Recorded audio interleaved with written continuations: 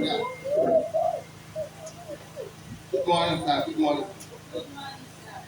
Today, we are going to be talking about a familiar topic, which I call overcoming household enemies and wickedness.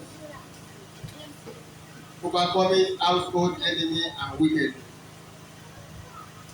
We have our biblical foundation, Matthew 10:36. Somebody should help us to read Matthew 10:36.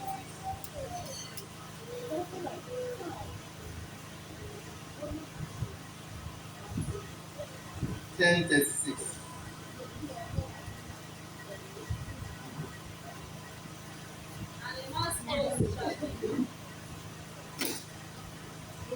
Oh yeah. And a man's foes shall be of his own household. And a man's enemies will be those of his own households. Micah 7:6.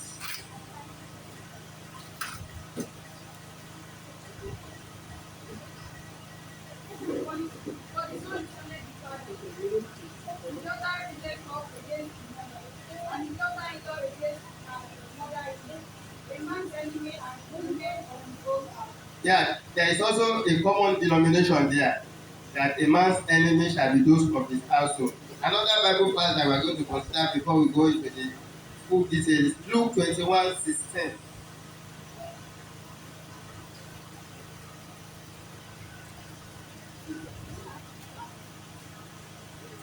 And ye shall be betrayed both by parents, and brethren, and kinsfolks, and friends, and some of you shall they cause people to death. You can see that one is even very grievous. He said some people might be put to death by those whom he regarded as his or her loved ones. That is how far household enemy can go. So going to what is written in the book, household enemy refers to individuals, often family members or close associates, who harbors malicious intention and operate from within a person's family sphere, causing harm or hindering their progress. According to Bishop William Duncan, who I could regard to as an authority on the issue of household enemies, he says spirits don't die. Duncan says spirits don't die. He was of the view that the spirit of Cain and Abel, likewise the spirit of brothers of Joseph, are still very much around. And those are the classical spirits when it comes to household enemy. Àwọn ẹ̀mí tó sì ṣe kókó rèé nígbà tá a bá sọ nípa àwọn ọ̀tá ènìyàn tó wà nílé. The difference between the two spirits is that they no longer attack physically but spiritually. Ìyàtọ̀ tó wà láàárín àwọn ẹ̀mí méjèèjì ni wípé wọn kì í báyàn jà ní ojúkojú ṣùgbọ́n nípa ti ẹ̀mí ni wọ́n ti ń bá ni jà. So household enemy is calling us to consciousness. Nítorí náà àwọn ọ̀tá ilé ó ń pe àkíyèsí wa sí kíkíyèsára. Consciousness about our environment. Kíkíyèsára nípa agbègbè wa. Consciousness about our surroundings. Kíkíyèsára nípa àyíká wa. Consciousness about our relationship with the members of our family. Kíkíyèsára pẹ̀lú ìbáṣepọ̀ pẹ̀lú àwọn mọ̀lẹ́bí wa. Consciousness about our relationship with members of our household. Kíkíyèsára pẹ̀lú àwọn tí a jọ ń jìjọ ń gbélé. The scripture in Micah, Matthew and every other one, Luke, that we have relayed, says the man's enemy shall be those of his household. Àwọn ibi tá a kà yẹn sọ fún wa wípé ènìyàn àwọn ará ilé ènìyàn sì ni ọ̀tá rẹ̀. One thing you must realize about household enemy is that Nǹkan tó ní láti mọ̀ nípa àwọn ọ̀tá tó jẹ́ ará ilé ni pé they take advantage of their closeness to you. wọ́n máa ń lo bí a ṣe tipẹ́tipẹ́ mọ́ wọn tó wọ́n máa ń lo ìbáṣepọ̀ tó wà láàárín wa láti ṣe wá níbi. To harm you. Láti ṣe wá níbi. And naturally, these are people you will see as your loved ones. Bẹ́ẹ̀ sì rèé, àwọn èèyàn yìí jẹ́ àwọn ènìyàn tá a máa rí bí àwọn èèyàn wa tá a súnmọ́ra. These are the people you rely so much on. Wọ́n jẹ́ àwọn tá a máa ń gbára lé tá a máa ń fara tì púpọ̀. These are the people you believe so much in. Wọ́n jẹ́ àwọn tó dé pé a fọkàn tán.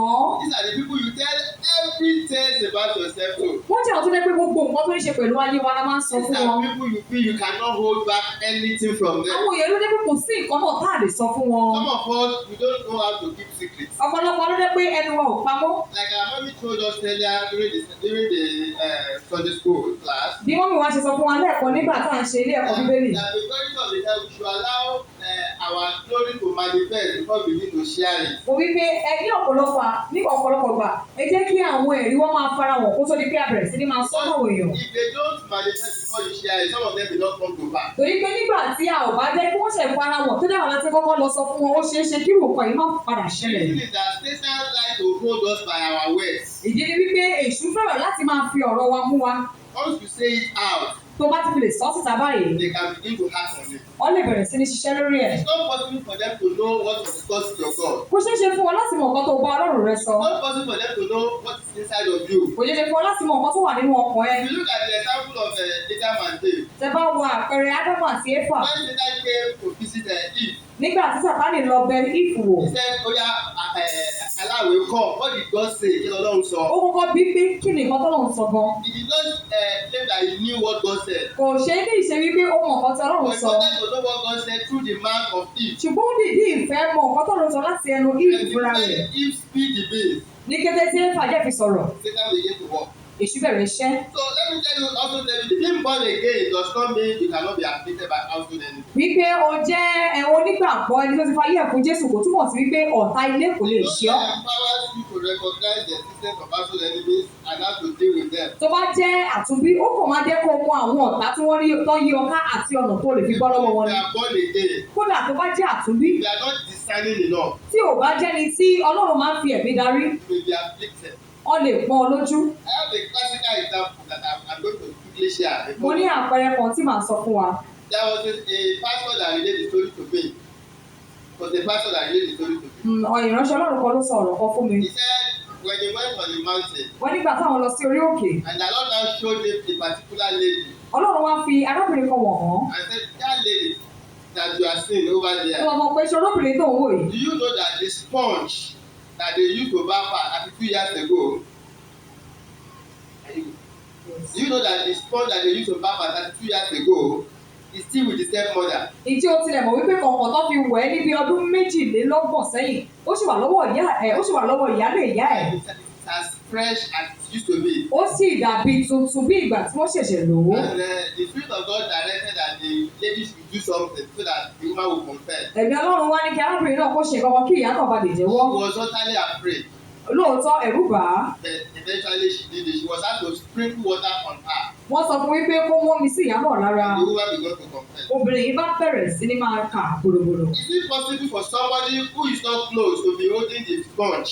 Ṣé ó ṣeé ṣe kó jẹ́ pé ẹni tí ò súnmọ́ ló máa ní kọ̀ọ̀kan yẹn lọ́wọ́ ṣá? Sometimes we might say maybe the parents have been careless with the sponge. A lè sọ fún bóyá àwọn òbí ẹ̀ ní ọ̀mọ́dútó kọ̀ọ̀kan náà dáadáa. Ordinarily, people who are parasure, Ṣùgbọ́n nobody can be careful enough. they can just say help us to throw it away. Ó lè sọ pé ẹ̀jẹ̀ bá wa domi ìwẹ̀ yẹn nù pẹ̀lú But the kọ̀ọ̀kan. woman kept it for that long. Obìnrin náà sì mú kọ̀ọ̀kan ó sì tọ́jú ẹ̀ fún odidi ọdún For méjìlélọ́gbọ̀n. God knows what purpose. Ṣùgbọ́n Ọlọ́run mọ ìdí. Now, let us examine the strength of the household enemy. Ẹ̀rẹ́ka wá wo àwọn ibi tí agbára àwọn ọ̀tá ilé wà. They have close ties.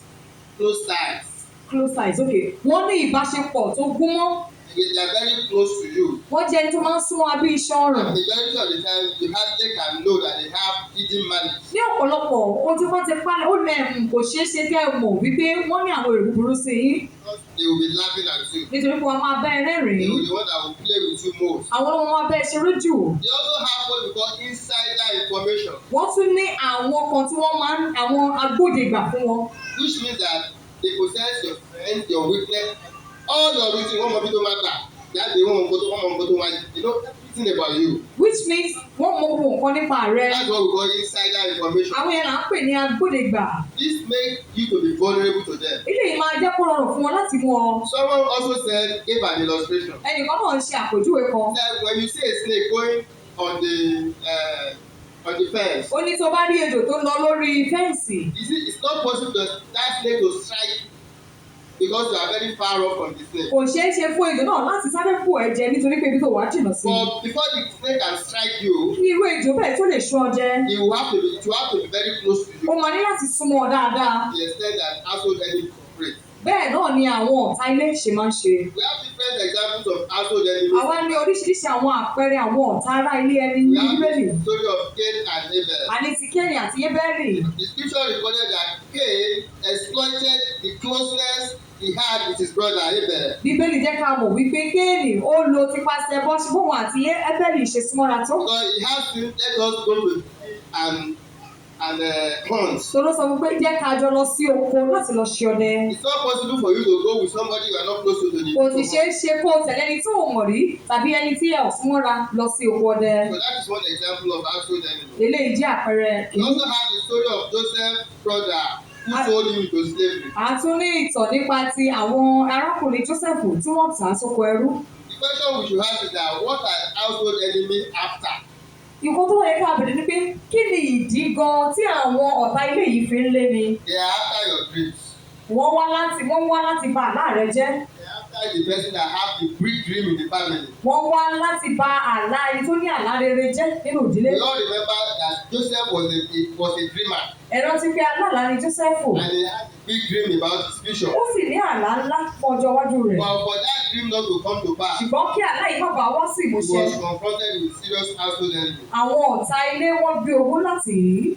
We have another example. A tún ní àpẹẹrẹ míì. David and Absalom. Dáfídì àti Ábsálọ́mù In the book of Samuel 13-9. nínú ìwé Sámúẹ́lì orí kẹtàlá.